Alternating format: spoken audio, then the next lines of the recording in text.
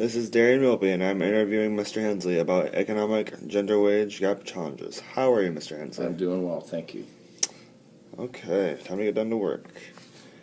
What do you know about the gender wage gap? Well, I know that in my lifetime, back when I was born in the 1960s, women's rights were kind of a hot topic issue along with all other civil rights issues, and women back then were trying to fight for economic equality, equal rights under the law, property rights, and so the gender gap issue has been around for quite some time, and I do know, if I'm remembering the statistics that I've recently read, that women still earn less money for the same jobs that men do. Do you think this is a prominent issue in our society? I do. I think that women have, come more and more into the workplace, and I think that regardless of what gender you are, if you're getting the job done, you need to make the same amount of pay. It's never made any sense to me why someone would make less money just because of the gender they were if they're doing as good of a job as someone who's an opposite gender. If you're doing the job, you need to make the same amount of money.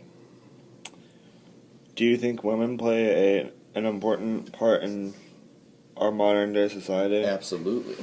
I mean, women, our families are looking different now. We have some men. I have a buddy of mine whose wife is the primary breadwinner in their family, and so it was costing them more for child care. That his whole salary was getting eaten up in child care, so they just decided to have her work and have him stay home. So she's the primary breadwinner. He's navigating the household and the children, and he has no problem with it. I mean, there's single-parent homes, there's same-sex parent homes, there's homes with a lot of extended generational families, and so I think that the women are doing more things now than they've always been an integral part of the home, but now they're also becoming a major part of the workforce. I think the percentage of women that are out in the workforce is over. It's well over 50% now. If I'm remembering correctly, I could be off on that. And informally, it was a very small amount of women who actually worked outside of the home, so they have a definite impact.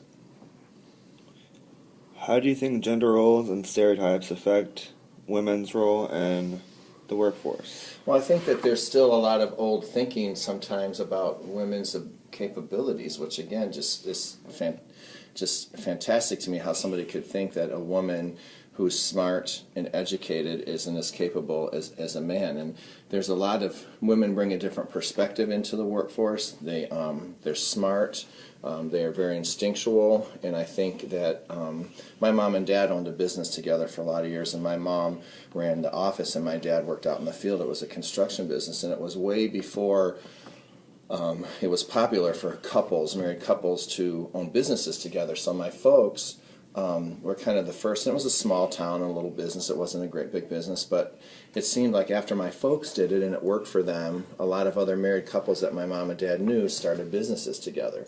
And prior to that, we had not known a lot of people that did it. So I think it's been becoming an issue, and I think that it's becoming more and more as more women enter the workforce.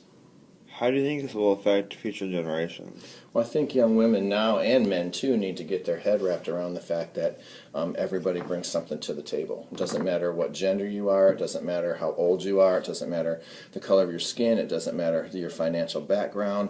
I had a kid that I worked with when I taught school in Florida that was homeless, and he was basically had nothing, and I knew him in the middle school that I worked at. Very good kid, very hardworking kid, and he now owns one of the largest distributorships of automatic garage door installations in northern Florida. He's a millionaire. So I think that, and he had a sister, if I'm remembering right, he had a sister who also became very successful, and they were just, both of them, the brother and the sister, regardless of their gender, just had it in them to become successful and do something in their life. And I think that that's a good example to kids that are coming behind them and the generations behind them. It doesn't matter who you are or what kind of lifestyle you live. All that matters is what you bring to the table and how hard you work. Does this issue have any effect on your life? Well, I mean, if you have a mom, if you have sisters, if you have a wife, if you have a girlfriend, if you have a grandma, if you have aunties, anybody, all of us, fall into that category. I think that I want everyone to be treated fairly because I wanted to be treated fairly.